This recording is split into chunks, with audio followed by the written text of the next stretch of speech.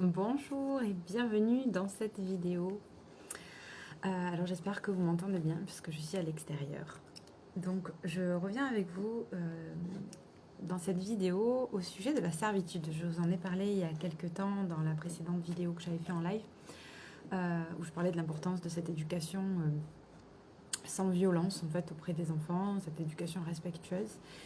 Et où justement quand je partage régulièrement ce changement de point de vue par rapport aux actions des enfants, par rapport à leur comportement, très souvent il y a des personnes qui viennent me trouver en message privé en me disant, ou même quand je converse même en direct dans la vie de tous les jours, on me dit souvent oui mais alors quelle est la place de l'adulte? Est-ce que c'est toujours à l'adulte de se remettre en question? Est-ce que c'est toujours à l'adulte de prendre sur lui? Est-ce que c'est toujours à l'adulte? Donc voilà.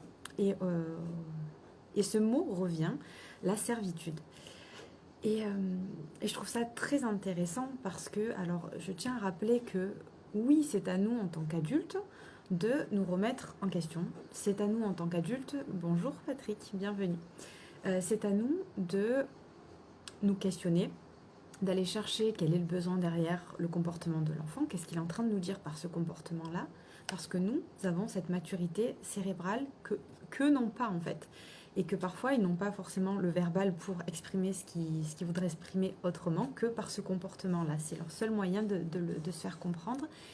Et donc, quand je parle de maturité, je ne veux pas dire par là que les enfants ne sont pas intelligents, c'est juste qu'ils n'ont pas la maturité cérébrale, parce qu'ils sont très intelligents, les enfants, ils comprennent beaucoup de choses, ils intègrent énormément de choses, il y a des connexions neuronales qui se font à chaque seconde, chaque jour, de manière incroyable, et ils évoluent d'une manière voilà, extraordinaire. Donc ils sont très intelligents, ils comprennent beaucoup de choses. Mais il y a un fait qui est réel, c'est que même s'ils sont capables de faire plein de choses, même dans leur quotidien, en termes de motricité, en termes de communication, même s'ils savent très bien communiquer, même s'ils savent très bien voilà, faire plein d'actions, malgré tout, il y a une maturité qui se fait au niveau notamment émotionnel, et que ça ne peut pas changer. Même un enfant qui est avancé ne peut pas être modifié dans cette maturité-là, parce que ça s'acquiert avec le temps et à un certain âge. Voilà, c'est des connexions qui se font qu'à un certain âge, généralement vers l'âge de 6-7 ans, pour la maturité émotionnelle.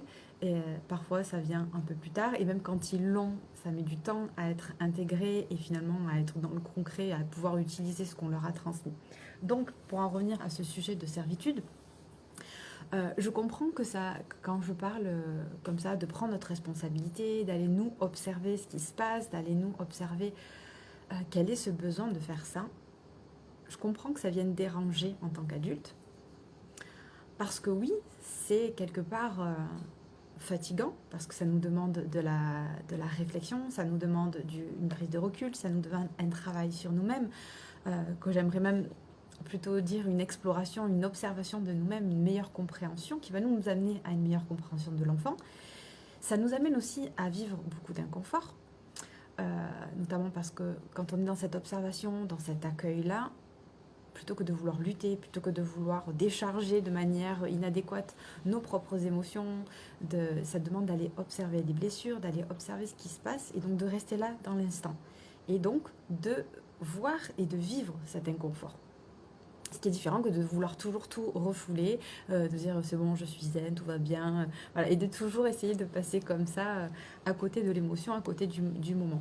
Donc je comprends que déjà changer, prendre conscience de quelque chose, changer de regard à propos de cette chose qu'on l'on croit depuis toujours, c'est toujours inconfortable, c'est toujours compliqué, parce que ça vient remettre en question toute notre vie, toute la vision qu'on a de la vie depuis toujours. Donc, encore une fois, ça fait passer dans un inconfort. Donc je comprends vraiment que ça puisse déranger et que cette idée-là puisse être dérangeante. Mais pour moi, je trouve quand même qu'une fois que tout ça est remis à plat, en se disant que même nous, en fait, cette maturité émotionnelle, on peut ne pas l'avoir parce que selon les violences que l'adulte a subies quand il était enfant, des violences qui sont délétères finalement pour notre développement, peut ne pas avoir appris cette connexion-là au niveau de ses émotions, de ne pas savoir les vivre finalement de manière saine. Donc c'est difficile de pouvoir le transmettre transmettre quelque chose, donc là on parle d'émotion, mais transmettre quelque chose quand nous-mêmes nous ne l'avons pas appris, c'est toujours compliqué. Parce que ça nous demande d'abord de pouvoir de l'apprendre, de l'expérimenter aussi pour pouvoir le transmettre. Et donc, cette idée est très intéressante parce que, comme je le disais, ça vient réveiller quelque chose. Donc, c'est toujours intéressant d'aller voir qu'est-ce que ça vient réveiller finalement quand la personne, donc là en l'occurrence moi, quand je dis quelque chose, pourquoi la personne en face est réveillée par ce que je dis, pourquoi ça vient me dire oui, mais alors notre place de parents, c'est toujours à nous de nous de faire ça, c'est toujours à nous de prendre sur nous, d'observer quel est le besoin, d'observer tout ça.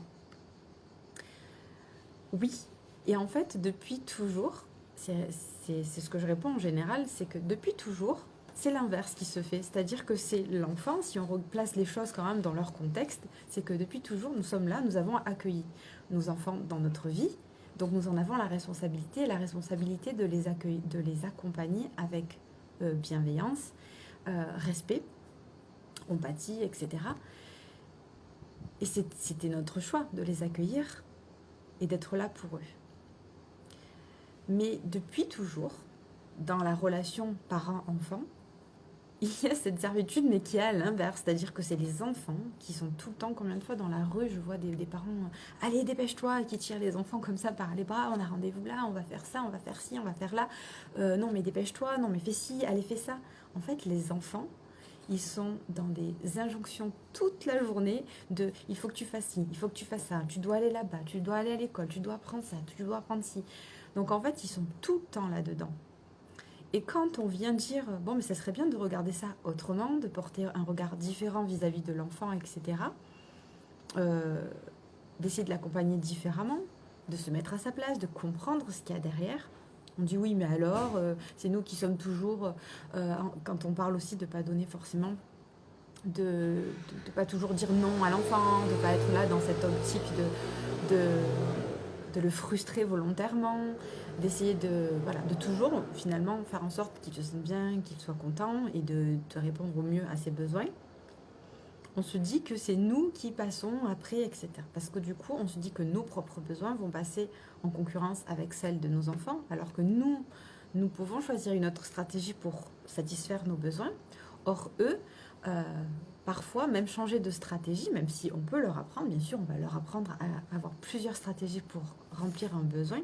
Mais déjà, faut-il encore que nous sachions quels besoins ils veulent derrière et comprendre qu'en fait, cette stratégie-là, alors des fois, il y a des stratégies qui ne nous conviennent pas, qui peuvent être dangereuses, donc leur faire comprendre, effectivement. Mais ce qui est incroyable, et c'est là vraiment où je voulais en venir dans cette vidéo, c'est que tout de suite, on passe l'adulte en mode victime. Et ça, c'est autre chose que je reviendrai d'ailleurs vous parler de ce triangle de Karpman dans la relation parent-enfant, où l'enfant, très souvent, va être notre bourreau, va être le bourreau de l'adulte, considéré comme le bourreau de l'adulte. L'adulte est la victime. Et souvent, il y a un autre sauveur qui est là.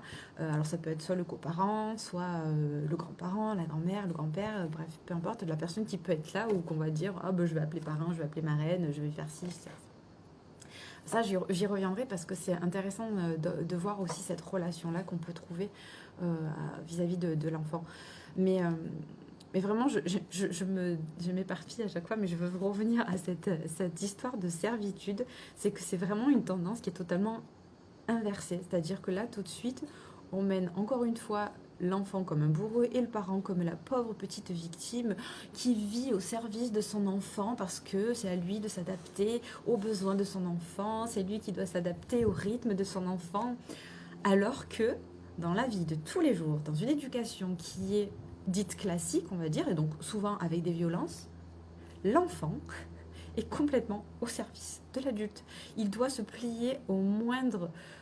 son souverain, c'est l'adulte, et ils doivent se plier à toutes les quatre volontés finalement de l'adulte. Quand l'adulte a décidé que c'était l'heure d'aller se coucher, quand l'adulte a décidé que c'était l'heure de manger, quand la société a décidé que c'était l'heure d'aller à l'école, quand c'était l'heure d'aller manger, quand c'était l'heure de prendre le goûter, quand c'était l'heure d'aller faire l'activité. Tout ça, toutes ces choses que finalement l'enfant n'a rien demandé. Lui, il se lève. Quand il a faim, il a envie de manger, il va aller demander un repas. S'il a soif, il va aller demander de l'eau. En fait, eux, ils sont dans l'instant présent, ils vivent, ils accueillent, en fait, ils apprennent, en tout cas, ils se laissent traverser Ils ne cherchent rien d'autre, ils sont dans l'instant présent. Et ils se laissent traverser par la vie, parce qu'ils vivent par leurs ressentis, par leurs émotions, et ils les expriment. Alors parfois, certes, pas forcément de la meilleure manière, mais vraiment, je veux absolument qu'on remette ça dans le contexte. C'est l'inverse. Donc si vous vous dites que être dans cette éducation-là, dans cet accompagnement de l'enfant, ça prend du temps, que ça peut être chronophage, alors oui, sur le court terme, ça peut l'être. Mais à long terme, on y gagne vraiment, on y gagne sur la relation, on y gagne sur l'autonomie de l'enfant, qu'on lui transmet des outils pour lui devenir autonome dans cette satisfaction de ses besoins, dans cette satisfaction, dans l'apprentissage de vivre ses émotions, de comment les exprimer, de comment entrer en relation avec l'autre. Et finalement, c'est ça qu'on veut, c'est ça qu'on désire pour nos enfants, c'est qu'ils soient heureux, épanouis, qu'ils se sentent à l'aise et confiants pour exprimer leurs besoins, pour satisfaire leurs besoins, pour finalement être heureux dans leur vie. Et c'est par là que ça passe. Donc arrêtons de croire que parce qu'on va faire cet effort de comprendre l'enfant, de se mettre à son niveau, de nous, voir quelle autre stratégie peut mieux satisfaire nos besoins dans le moment ou peut-être un peu plus en différé, pour accompagner au mieux notre enfant, pour l'amener à cette autonomie-là par l'exemple, par montrer l'exemple, par être cet exemple-là, eh bien, on va vraiment y gagner.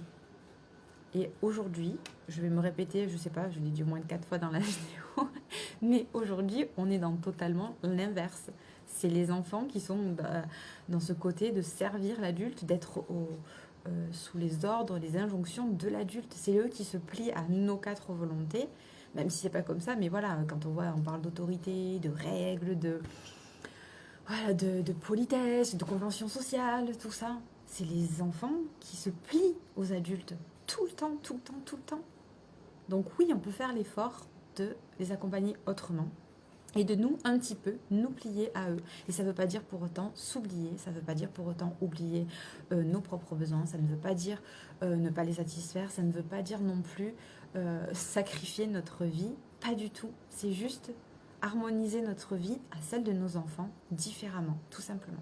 Voilà, j'espère que cette vidéo vous aura plu. Je suis très curieuse d'avoir encore une fois vos retours, vos commentaires. N'hésitez pas même à venir me parler en message privé pour que nous parlions de cette servitude.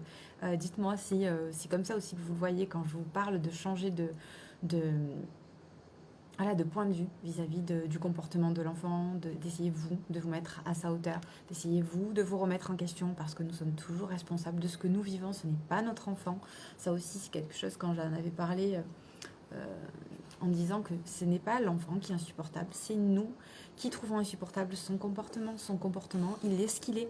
Et c'est nous, avec notre interprétation, qui l'interprétons comme quelque chose d'insupportable. Et en plus, cette même situation, qui est neutre, va être différente pour quelqu'un d'autre et va même être différente dans notre perception par nous-mêmes, selon notre état. C'est-à-dire que si c'est votre premier jour de règle, que vous êtes KO, que vous êtes fatigué, que vous avez mal dormi, il va faire telle action, vous allez le trouver insupportable.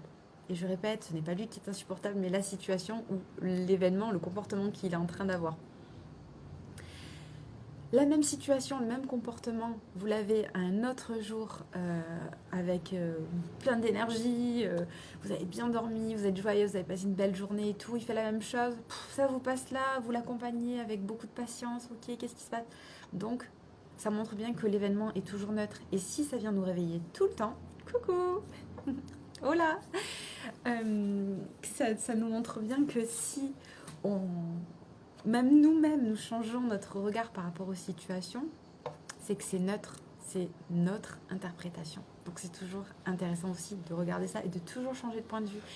Et pour moi, la chose la plus basique que je fais tout le temps, dans toutes les situations, et qui peut que fonctionner tout le temps, c'est de revenir à soi. Qu'est-ce que ça vient réveiller? Pourquoi à chaque fois que ce comportement, il vient réveiller quelque chose? Pourquoi? Qu'est-ce que ça vient réveiller? Quels sont mes sentiments, mes sensations à l'intérieur? Qu'est-ce que je ressens? Quelle est l'émotion qui me traverse? Revenir à ça, ça amène simplement tout de suite à l'apaisement. Et là, on a la clarté d'esprit et on peut agir avec toute notre capacité cognitive de réflexion et de prise de recul justement. Et c'est à partir de là qu'on peut faire ce travail-là, parce qu'avant, on va être emporté par les émotions, c'est elles qui vont régir nos actions finalement, et c'est pas bon parce que ça part jamais finalement de l'empathie, ça part jamais de quelque chose qui vient de l'amour. Sauf si on est en joie quand on va agir, mais sinon quand c'est une émotion qui est désagréable, ça va toujours partir de cette émotion qui est très souvent derrière. Quand on creuse toutes les émotions qui sont inconfortables, derrière, il y a toujours cette émotion de peur. Et donc du coup, ça va partir de la peur et non pas de l'amour et de la joie. Donc, revenir déjà à soi, accueillir ce qui se passe en nous, sauf bien sûr si l'enfant est en danger, hein, on va agir là, il n'y a pas de souci, mais sinon quand il n'y a pas de danger, qu'il n'y a pas de danger pour sa sécurité, il n'y a aucune raison de réagir tout de suite. On peut prendre le temps de revenir à soi, d'accueillir l'émotion pour s'apaiser tout de suite. Il n'y a rien à faire, juste accueillir. Et quand on se sent apaisé, là alors on peut agir. Je vous souhaite une très belle journée et je vous dis à très vite.